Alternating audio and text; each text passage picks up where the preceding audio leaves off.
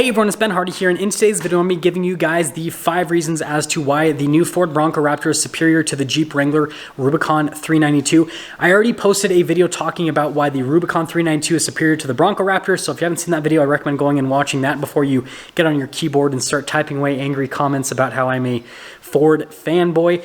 And if you guys are wondering, the reason why I am able to talk about this is I own a Wrangler 392. I also have owned 2 Ford Raptors. I currently still have one. It's a 2021 Gen 3 with a 37 performance package. I also owned a Ford Bronco. I took a bunch of Ford Broncos off-road. I've reviewed a bunch of them because my channel is all about posting daily reviews. And so basically I've driven a bunch of Jeeps, I've driven a bunch of Fords, and so I feel like I'm pretty qualified to talk on the topic, and I've owned Raptors, and so I get the gist of all of it. Anyways, if you want to save time and money the next time you purchase a car, link to my car buying guide in the description down below as well. Let's get into the video.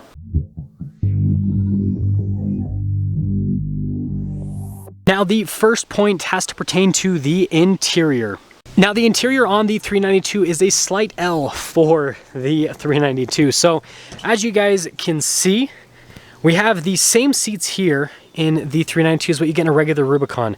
Obviously, we have like the bronze stitching and then obviously Rubicon 392 there on the seat. But again, they didn't change the seats. Now, the steering wheel, as you guys can see, is pretty cool looking with the paddle shifters and all that. But again, it's basically the same as a regular Rubicon. They didn't change anything, so it doesn't have a special feel to it. Like if you get in a regular Rubicon, you're pretty much going to feel as special as what you feel like in this 392, which I definitely think is a downside. Now, I don't obviously have the Bronco Raptor here, but I have my F150 Raptor, and the Bronco Raptor does share quite a bit with the F150 Raptor, so it has like crazy bolstered seats, which are so much different than the regular Bronco. And then it's got Ford's gigantic steering wheel with, you know, big paddle shifters there on the back as well. And so like the steering wheel is different, the seats are different, and the interior has that cool like blue with the code orange accents. And so altogether, it just has a really special feeling interior. And so again, I do think that is a slight L for the Rubicon 392. I think that Jeep should have done a little bit more to customize the interior. I mean, for goodness sakes, even, well, I gotta get the key, but even the Ram TRX has a custom interior compared to a regular Ram 1500 because it's got carbon fiber elements. Mine has like the red stitching, and it's got this cool flat bottom steering wheel with the custom paddle shifters and everything. And so, yeah, again, I think that Jeep should have done a little bit more with the interior. So I think custom seats and a little bit more with the steering wheel to just make it feel a little bit sportier, right? Because it's got a V8 under the hood, for goodness sakes. So number 2 is the independent front suspension with the Bronco Raptor. So if you guys don't know, all Jeep Wranglers come with solid front axles, as you guys can see through here, right? And all of Ford's high-performance off-road vehicles come with independent front suspension, as you guys can see here. Now, obviously, the benefits to solid front axles is, well, basically with articulation, right? You get way more articulation out of the solid front axle than you get with independent front suspension.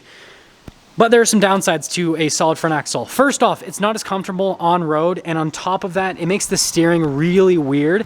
And so with the Jeep Wrangler, with the steering, it's kind of like all over the place, kind of floaty, all that kind of stuff, whereas with the Bronco, it's very precise. Again, similar to the F150 Raptor, where like turn-in feels really good. You don't have like the thing where you kind of bob around the lanes, all that kind of stuff, like what you get with the Wrangler. And so that's another benefit. And then another benefit is the fact that with a solid front axle, when you go over a big enough bump where you get full compression, the compression will actually transfer straight across the axle, and it sounds like you're getting in a car crash, but it's just because you have a solid front axle. So at really like high-end, high-speed stuff, the solid front axle kind of falls apart. And so again, independent front suspension definitely has some benefits, from on-road ride comfort to better steering to better handling of massive compression, because again, since it's not all connected, you're not going to have a transfer straight across. And so if you hit over a really big bump, it'll hit one side, but it won't transfer over to the other side. And so, yeah, it's a benefit to the Bronco. Now, number 3 is the fact that the Bronco can do both high-speed and low-speed off-roading. So some people might argue with me on this point and say, well, the Wrangler 392 can handle high-speed stuff. It's got a V8 under the hood, and that is correct. It does have a big V8 under the hood. It's extremely quick from an acceleration perspective, but it does not have the suspension or shock setup for high-speed off-roading. So we've got a solid front axle, like I mentioned before, which is not great for high speed.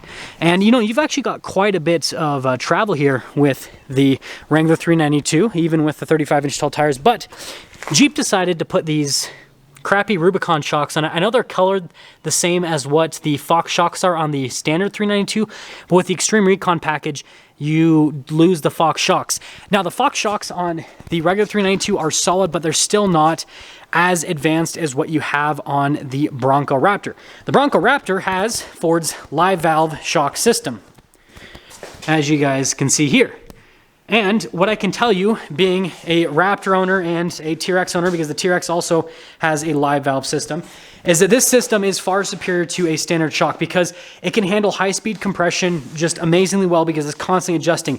And on top of that, it doesn't overheat in crawling circumstances, because I've crawled with both of these trucks, and it does an amazing job with just adjusting depending on the crawling circumstance that you're in. And so the Bronco is just at a huge advantage from a shock perspective, and that is something that Jeep definitely needs to improve. Now, obviously, you could purchase an aftermarket shock kit for the Wrangler 392, but that's not going to get around the fact that it has a solid front axle, which is not great for high-speed off-roading.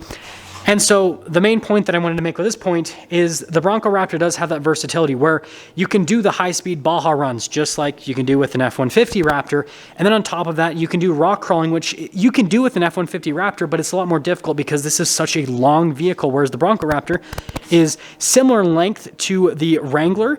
And so having that shorter wheelbase is really, really good for rock crawling. And so, yeah, I think that Ford has nailed it from a versatility perspective with the new Bronco Raptor having both low speed and high speed capability, whereas this is definitely more of a purpose-built crawler. Now, number 4 has to pertain to the drive modes. So we're actually going to pop into the Raptor to kind of talk about this, and then we'll pop into the Jeep to also kind of talk about it. So, popping here into the Raptor, you guys can see we've got this drive mode switch. We can switch between the drive modes. Now, in the Bronco, it's the GOAT modes, and they're here in the center portion. But anyways, you have a bunch of different drive modes that will adjust the Bronco Raptor depending on the different circumstances. So like if you're doing Baja, they've got like a Baja mode. They have a rock crawl mode. They've got a sport mode. They've got like a bunch of different drive modes for both on-road and off-road use, which is cool because if you're just getting into off-roading, it just allows you to basically pop into the drive mode that reflects the circumstance you're in, and then the vehicle will adjust everything based on that if you don't know what you're doing, which I think is pretty cool to get more people into off-roading. Whereas with the Jeep, we do have Off-Road Plus, but we don't have like a drive mode switch. It's basically, you can open and close the exhaust valves and you've got the Off-Road Plus and that's it. And so you have to know how to work all of the tech here inside of the Wrangler to basically get yourself set up for the obstacle that you're going over. You can't just pop into a rock crawl mode and then have it tell you in the screen, hey, you need to lock the front and rear axles, you need to put it in low range, all that kind of stuff. Again, this has a higher learning curve. So I know that some people that are in the off-road community are going to like just crucify me for this and say stuff like, yeah, Ben, if someone doesn't know how to use this stuff, then they shouldn't be off-roading anyways. And you know, I slightly agree with that, but at the same time, I would love for more people to get into off-roading because it's such a fun thing. And so Ford making it easier to get into off-roading by having those drive modes, I think is a plus. Now, the fifth and final thing is easy to use off-road tech. So we're starting here in the Raptor to make this point, and then we will pop over to the Wrangler to kind of finish the point. So you guys can see here, we've got our driveline selector and axle lock. The Raptor is super easy to use everything. Look at that, 4-wheel high, just press it, boom.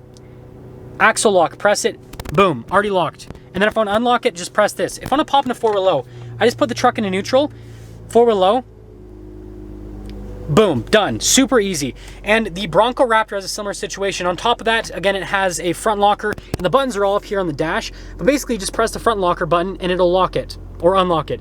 And then it has a stabilizer bar disconnect. Again, just press the button, and you can do it while you're articulated, and then it'll disconnect it. So, like, really easy to use tech. And on top of that, again, drive mode, so super user-friendly. Now, if we pop over to the Jeep, it's not nearly as user-friendly. Again, it has a learning curve, and I know some people are going to be like, well, if you don't know how to use this stuff, then you shouldn't be owning a Wrangler, yada, yada, yada, whatever. Again, I'm all about easy to use. So you guys can see the shifter right here. So going into 4-wheel high part-time, super easy. So again, that's just easy. Pulling a lever, it feels great. But if I want to get into 4-wheel low, which I'm not going to do this because it's going to take way too long for the video, basically what you want to do is, well, first go into neutral, you kind of pull it down, and but you also want to be rolling a little bit, like at 5 miles an hour is what a lot of people say, 5 miles an hour below. and then that'll engage the four-wheel low. And then it does have electronic front and rear lockers and the sway bar disconnect and all that kind of stuff. So once you're in four-wheel low, it's not too difficult. But again, this isn't nearly as user-friendly as what you have in the Bronco Raptor. You can just quickly press buttons, and again, you know, this will tell you what to do on the screen too, to an extent. But yeah, it's just not as user-friendly. There's a learning curve to this, and if you don't know how to use it, then you might get in a situation where you just aren't able to activate it. So yeah, I know Jeep people are going to crucify me for that, but I think that Jeep should definitely update something so that it's a little bit easier to just basically get into four-wheel low and just use all of the off-road tech that this has, because Ford's proven with the Bronco that you can make off-road tech that's capable and easy to use. So if I were to give you guys the gist of today's video, the Bronco Raptor is going to be slightly more comfortable than the Jeep Wrangler Rubicon on-road because of the more advanced shocks. It does have 37-inch tall tires, which are going to give you a little bit more padding, independent front suspension, which is also going to be better for on-road driving comfort. It has a little bit more versatility off-road, being able to handle high-speed and low-speed off-roading, and the off-road tech is slightly easier to use than the Jeep Wrangler Rubicon 392. And so the Bronco Raptor is kind of like the easy to use off-roader is the best way to look at it. I think that that's the vehicle where